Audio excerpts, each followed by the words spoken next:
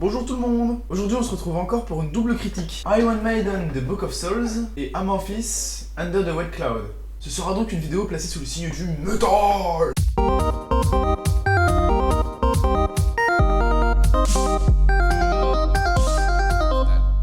Commençons par Iron Maiden. Pour commencer, sachez qu'il s'agit du premier double album du groupe, et ce dans toute leur carrière. Par conséquent, c'est sans surprise le plus long, il dure 1h30.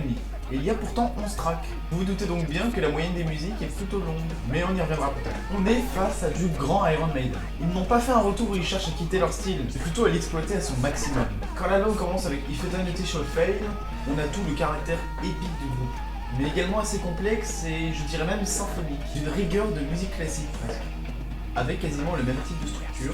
Et c'est valable pour beaucoup de musique de l'album.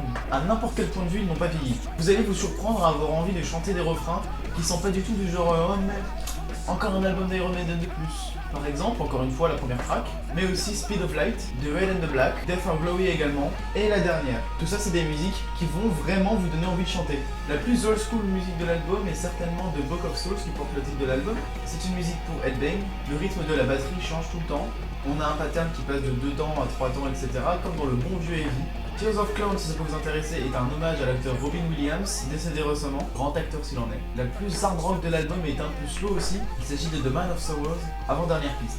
Nous allons vous parler un peu de Empire of the Clouds, la dernière piste, d'une durée record de 18 minutes. C'est presque autant que Lights the Archive. C'est un pari risqué à composer, mais est-ce que c'est réussi au final? Eh bien oui, c'est une véritable expérience, avec plusieurs phases gardant pourtant le même thème. Et quand je dis ça, ça vous rappelle pas quelque chose? C'est un peu le concept des variations dans la musique classique, non? Ce thème, c'est celui de la longue intro au piano. Cette intro est tellement longue qu'on pourrait presque parler de premier mouvement qui va insérer le thème qui va être répété dans toutes les variations ensuite dans la musique. Le thème donc sera repris évidemment dans la guitare, mais également dans la basse elle-même, qui par moments ne sera plus très rythmique, mais va reprendre directement le thème. Ces passages avec la basse sont excellents. Plutôt que d'en parler aussi longtemps que la musique ne dure, je vais plutôt vous laisser l'écouter vous-même, car c'est une longue, épique et puissante aventure qui termine cette œuvre qui est The Book of Souls. L'album est composé de 3 musiques de plus de 10 minutes donc, et pourtant jamais il ne semble s'éterniser. C'est l'un des meilleurs albums d'Iron Maiden, et Dieu sait qu'ils en ont fait. Excellemment bien construit, épique, puissant, à écouter du début à la fin. Toutes les musiques sont marquantes et c'est difficile de donner celle qui se détache, mais la dernière musique en fait partie, ça c'est sûr. On peut également noter les 2 premières pistes, If Eternity Shall Fail et The Speed of Light. Puis également, enfin, je vais m'arrêter là, il y en a plein, elles sont toutes remarquables. C'est un retour parfait pour Iron Maiden. Il n'y a aucun défaut particulier à donner, c'est juste vraiment excellent. Peut-être même un concurrent à Fear of the Dark. J'avais vraiment peur à vrai dire d'avoir un retour un peu moisi, mais là c'est vraiment loin d'être le cas. Bravo donc, album sans aucun doute, à écouter. Ensuite, deuxième album review aujourd'hui, il s'agit d'Amorphis, groupe de longue date et pourtant pas si connu que ça, à influence très variée. Si leur constante reste les vieilles légendes et l'épicness, ils passent aisément du symphonique au folk, en passant par le melodic death et le progressif. J'avais beaucoup aimé la plupart de leurs albums, alors que vaut leur dernier opus.